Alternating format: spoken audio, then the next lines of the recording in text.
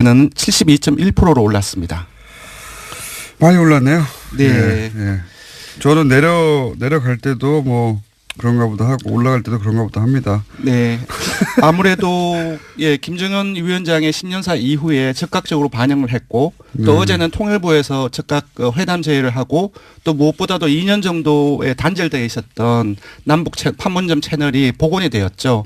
이러한 어떤 그 남북 관계에 대한 어떤 급속한 어떤 그 해빙 무드가 네. 영향을 미치고 있는 것을 작년에 워낙이 그 뭐랄까요 트럼프, 김정은 핵 난리가 났었잖아요. 그렇죠. 네. 그 기억들이 다 있기 때문에 네. 아 이제는 해빙 무드로 더 이상 그런 일이 없을래나 하는 기대치가 반영된 것 같고. 네, 그렇습니다. 네. 좀 떨어지거나 좀 올라가거나 대부분 몇 프로 안 되기 때문에 네, 그런 조금 것보다 더 합니다. 봐야 되겠지만 분명 강세인 것은 분명해 보입니다. 알겠습니다. 자 그리고 이번 주 현안 조사는 뭡니까? 네, 이런 현안 조사를 해야 될지 말아야 될지 좀 고민스러웠는데 워낙 그 9월 초에 북한의 그 6차 핵실험 이후에 남북 관계가 워낙 얼어붙어 있었기 때문에 북한의 평창 동계올림픽 참가에 대한 국민 여론을 조사를 해봤습니다. 선택지는 두 가지였는데요. 남북 관계 개선과 한반도 평화를 위해서 찬성한다. 그리고 제재와 압박이 선행되어야 할 상황이므로 반대한다라고 이렇게 물었는데 찬성한다는 입장이 압도적으로 높았습니다. 76.7%가 나왔고요. 반면 제재와 압박이 선행되어야 하는 상황이므로 반대한다는 입장이 20.3%로 나타났습니다. 요 20.3%에 기대해서 정치를 해가지고는 이게 지지가 올라갈 수 없다는 걸 보수 정당이 좀 깨달았으면 좋겠네요. 예. 일반 국민들 생각은 이렇습니다. 예. 예. 보통 정치 보복 프레임에 대해서 물으면은 보통 요즘에는 25에서 30% 정도가 나옵니다. 그것보다도 더 낮은 걸로 봤을 때는 남북 관계의 해빙 무드에 대해서 좀 보수적으로 접근했을 때는 보수 정당의 지지율이 이럴 가능성이 더 높을 것 같습니다. 그러니까 이게 과거에는 참 많이 통했거든요. 남북 관계에 관해서는 절반 정도 혹은 절반 이상이 네네. 보수 정당이 유리한 그 뭐랄까요 여론조사 결과가 항상 나오거나 뭐 제재를 해야 된다거나. 네네.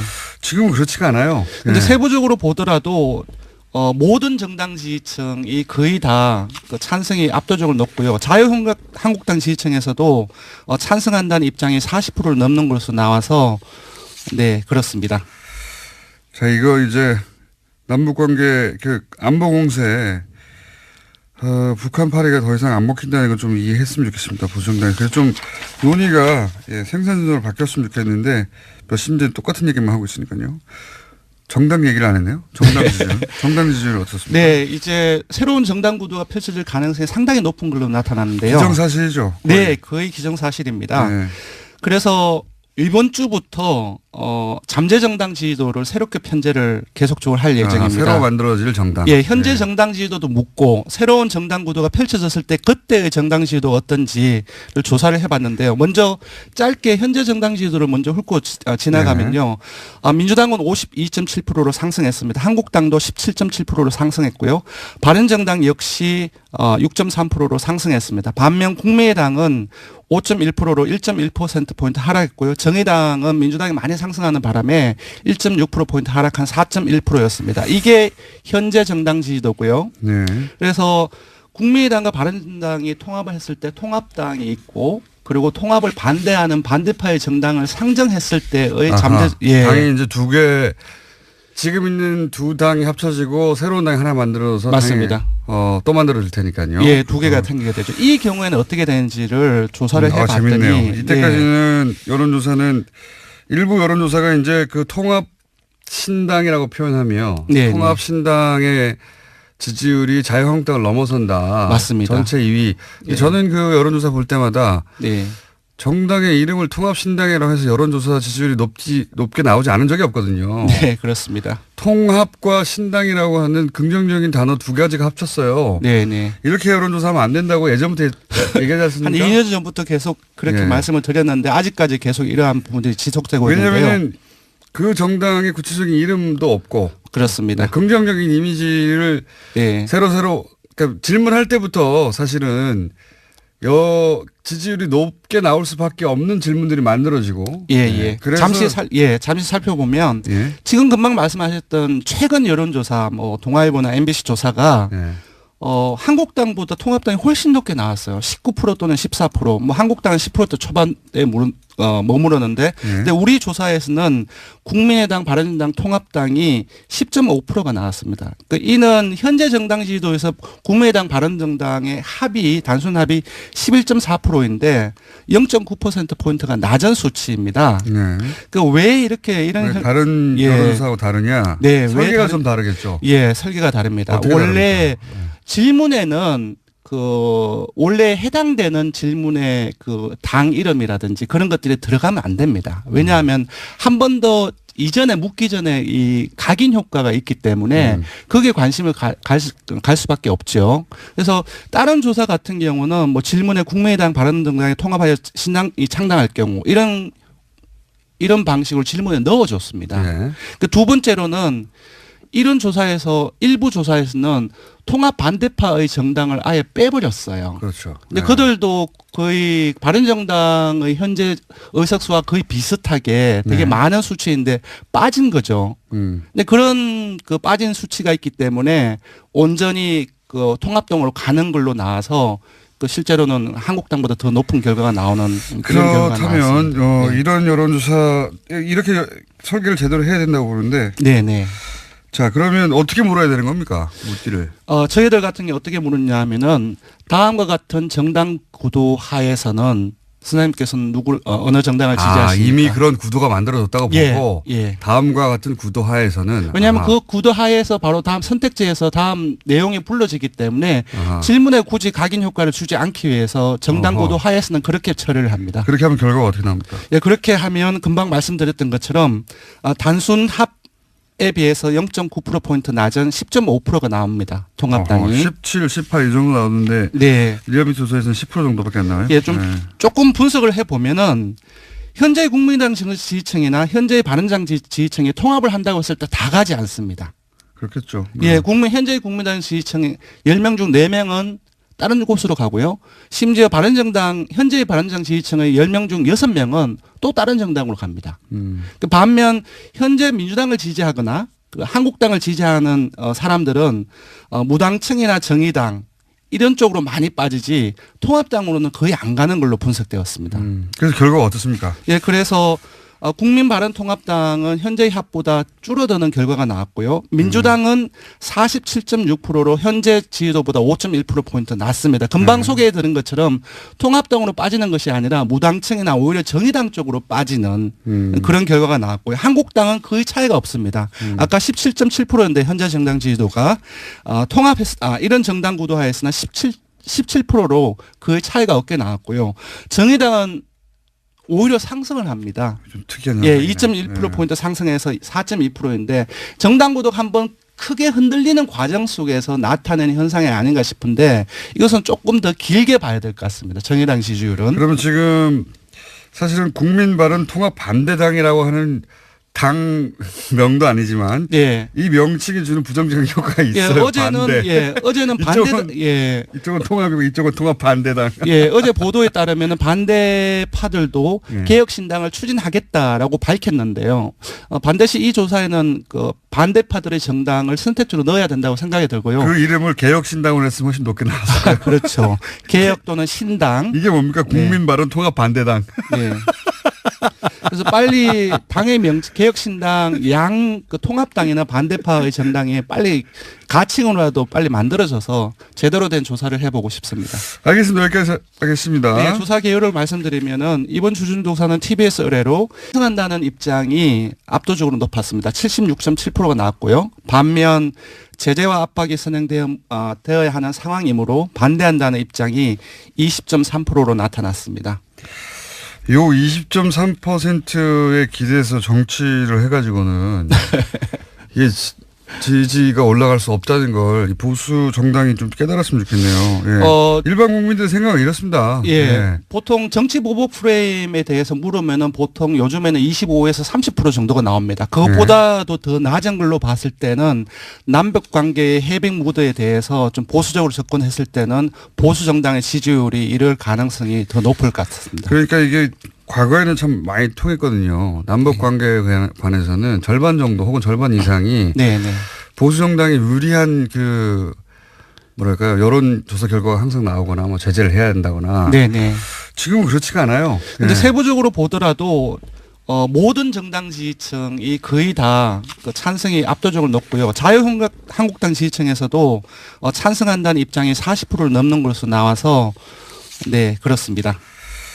자, 이거 이제 남북관계 그 안보공세 북한 파리가 더 이상 안 먹힌다는 걸 좀 이해했으면 좋겠습니다. 보수정당이. 그래서 좀 논의가 생산적으로 바뀌었으면 좋겠는데 몇 신제 똑같은 얘기만 하고 있으니까요.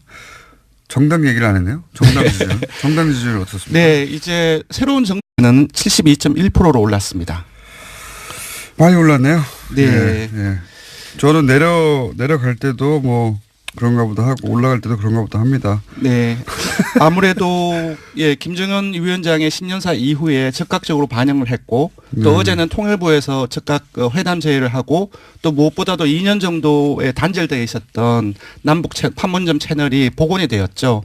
이러한 어떤 그 남북 관계에 대한 어떤 급속한 어떤 그 해빙 무드가 영향을 미치고 있는 것을 작년에 워낙이 그 뭐랄까요 트럼프, 김정은 핵 난리가 났었잖아요. 그렇죠. 그 기억들이 다 있기 때문에 이제는 해빙 무드로 더 이상 그런 일이 없을래나 하는 기대치가 반영된 것 같고. 네, 그렇습니다. 좀 떨어지거나 좀 올라가거나 대부분 몇 프로 안 되기 때문에 그런가 조금 보다 더 합니다. 봐야 되겠지만 분명 강세인 것은 분명해 보입니다.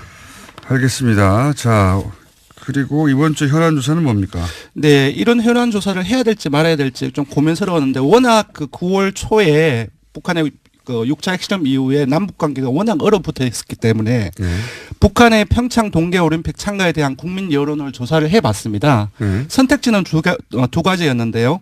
남북 관계 개선과 한반도 평화를 위해서 찬성한다. 그리고 제재와 압박이 선행되어야 할 상황이므로 반대한다라고 이렇게 물었는데 바른정당의 현재 의석수와 거의 비슷하게 되게 많은 수치인데 빠진 거죠. 근데 그런 그 빠진 수치가 있기 때문에 온전히 그 통합동으로 가는 걸로 나와서 그 실제로는 한국당보다 더 높은 결과가 나오는 그런 결과가 나왔습니다. 그렇다면 이런 여론조사 이렇게 설계를 제대로 해야 된다고 보는데. 자, 그러면 어떻게 물어야 되는 겁니까? 묻기를.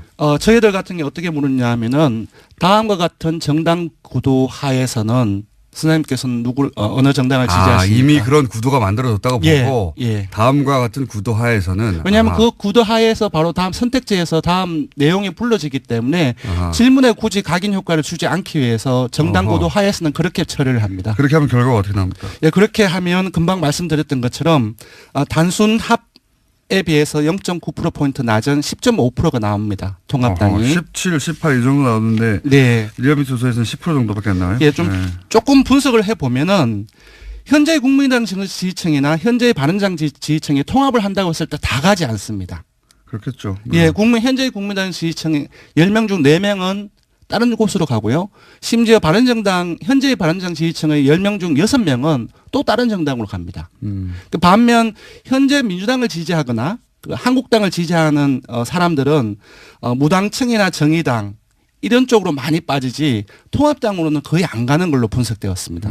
그래서 결과가 어떻습니까? 이전부터 얘기하지 않습니까? 한 2년 전부터 계속 그렇게 말씀을 드렸는데 아직까지 계속 이러한 부분들이 지속되고 있는데요. 왜냐하면 그 정당의 구체적인 이름도 없고 그렇습니다. 긍정적인 이미지를 새로 그러니까 질문할 때부터 사실은 지지율이 높게 나올 수밖에 없는 질문들이 만들어지고. 그래서 잠시 살펴보면 지금 금방 말씀하셨던 최근 여론조사, 동아일보나 MBC 조사가 한국당보다 통합당이 훨씬 높게 나왔어요. 19% 또는 14%. 뭐 한국당은 10% 초반에 머무르는데, 근데 우리 조사에서는 국민의당, 바른정당, 통합당이 10.5%가 나왔습니다. 그러니까 이는 현재 정당 지지도에서 국민의당, 바른정당의 합이 단순 합이 11.4%인데 0.9% 포인트가 낮은 수치입니다. 네. 그 왜 이렇게 이런 왜 다른 여론조사하고 다르냐? 네, 설계가 좀 다르겠죠. 예, 설계가 다릅니다. 원래 질문에는 원래 해당되는 질문의 당 이름이라든지 그런 것들이 들어가면 안 됩니다. 왜냐하면 한 번 더 이전에 묻기 전에 이 각인 효과가 있기 때문에 거기에 관심을 갈 수밖에 없죠. 그래서 다른 조사 같은 경우는 뭐 질문에 국민의당, 바른정당에 통합하여 신당이 창당할 경우 이런 방식으로 질문에 넣어줬습니다. 네. 두 번째로는 이런 조사에서 일부 조사에서는 통합 반대파의 정당을 아예 빼버렸어요. 그렇죠. 근데 네. 그들도 거의 정당 구도가 펼쳐질 가능성이 상당히 높은 걸로 나타났는데요. 기정사실이죠. 네, 거의 기정사실입니다. 네.